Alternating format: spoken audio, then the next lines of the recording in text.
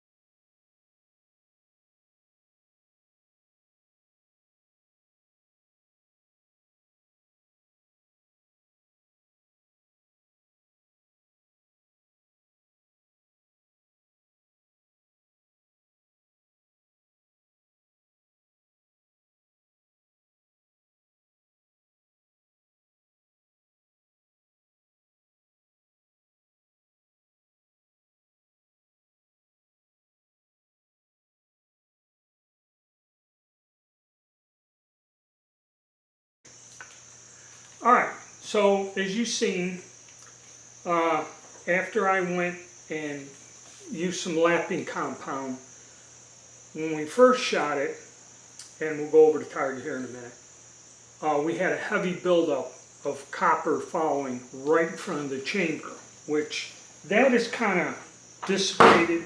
There still is some fouling in front of the chamber, but if you noticed, now the copper fouling goes all the way up the barrel where it wasn't doing that, okay, before. It goes all the way up the barrel, actually right up to the muzzle, where when we shot 10 rounds through it, before I cleaned it and before I lapped the barrel,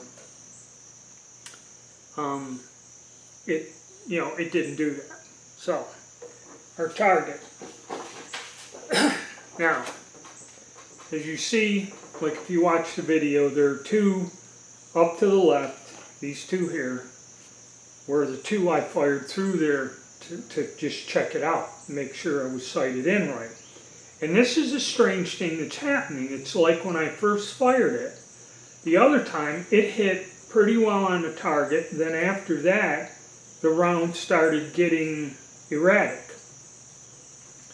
Now you look, the difference, it's almost a 6-inch difference in the point of impact. I did not change my aim. Okay, and then it fairly grouped well to, another, instead of 12 inches, we're down about 6 or 8 inches in the spread of the group on the bottom. Now this ammunition in a very good bore in a finished gun does about a 2-3 inch group, okay, depending on the weapon.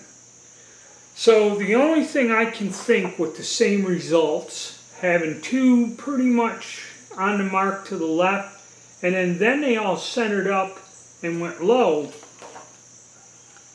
is when we're firing the bullet, somehow in that barrel there's an imperfection. And what I believe it is, the fulminated mercury, the corrosion or the pitting with the fulminated mercury is different than just rust or anything else. It actually pits the barrel out in these fine little tiny pits and turns the inside surface of the barrel into something like a cheese grater or something you'd grate vegetables with. So as the bullet is traveling, it's tearing into the copper jacket, and that's what leaves that heavy fouling. Now, when I first shot it, that corrosion was probably heavy right down there in front of the chamber, which is what it should be. That will be the effect. Whenever a barrel's pitted out from corrosive primers, in front of the chamber would be where it's going to be the deepest and the worst, okay, if left unclean. So I concentrated that brush and polished that out, and now my original thought was right, that this bore has that fine pitting in it throughout it.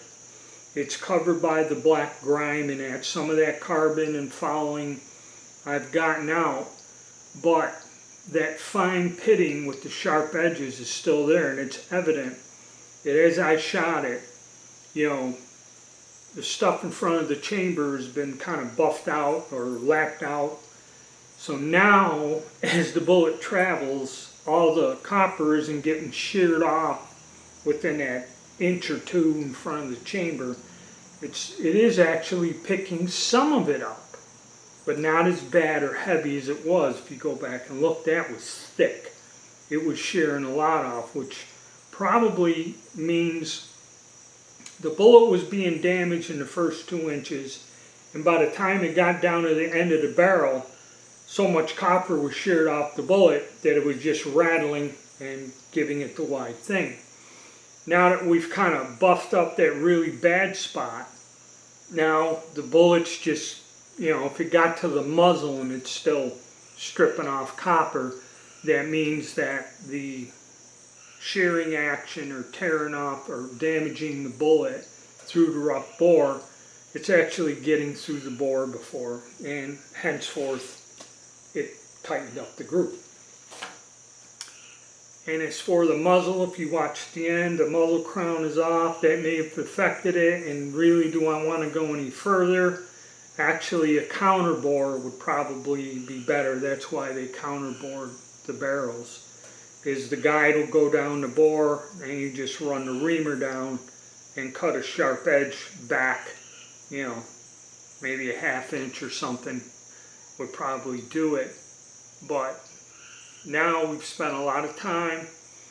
I thank you guys for your input. People were right. The extractor spring or something is pushing that cartridge in the bolt face. Okay, I don't know about replacing the extractor or not. But to go any further with this, you know, I could try,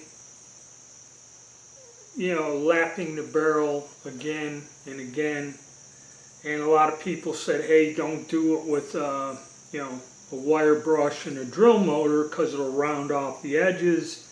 Well, it looks like there's damage there already. All I'm doing is kind of smoothing it out, but probably opening it up even bigger. So even if I got it to where it didn't tear the bullet up, chances are by then the barrel is out of spec enough to where the accuracy is not going to be very good. So it's a matter of, I don't know if I'm going to screw with this anymore.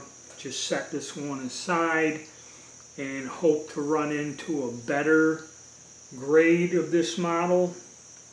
But it still sits in my collection, and maybe, you know, we'll go out and try to shoot it again. But as for working on the barrel or anything else, I think for now we're just going to leave it as is, because I really don't think it would improve much, even putting a lot of work in there, because the more I hone it or, you know, lap it, it may improve the accuracy. Maybe going deeper with the muzzle crown may help, but I don't know at this point if, you know, if it's even, you know, trying to tear up the gun more, you know, for, and this ammunition expensive. It's about $1, you know, it's close to $2 to buy the brass. You know, it's $1 or over $1 for the bullet, powder, and primers.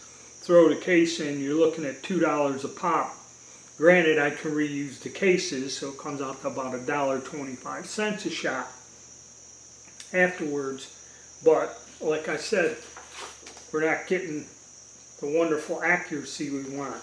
And there's something that once a bullet goes through there must be a bad spot somewhere to where it's throwing the point of impact off, okay, on the bullet. Once it starts getting fouled up with brass or copper from the bullet, it throws it out. So that's what I found, and you know, I'd like to thank you guys for your input. You know, those of you that said there was an issue with the extractor, you were right in your assumption, because that last thing kind of proved it out. The extractor's got an issue, but we've cleaned it up. We cleaned a lot of the rust out of the inside of the receiver, so the bolt does function smoother. But you know, having to go and modify the cases and all this other stuff to do it, and not getting really decent results, you know, because I don't know what that would translate into at 100 yards. I'll be missing the whole backstop and everything right off the get-go. So that's where we stand. I thank you guys for your input. You can put more input in here. And hit the like button, subscribe, and stay tuned. We may have more things like this come up in the future. I don't know. All right. Thank you.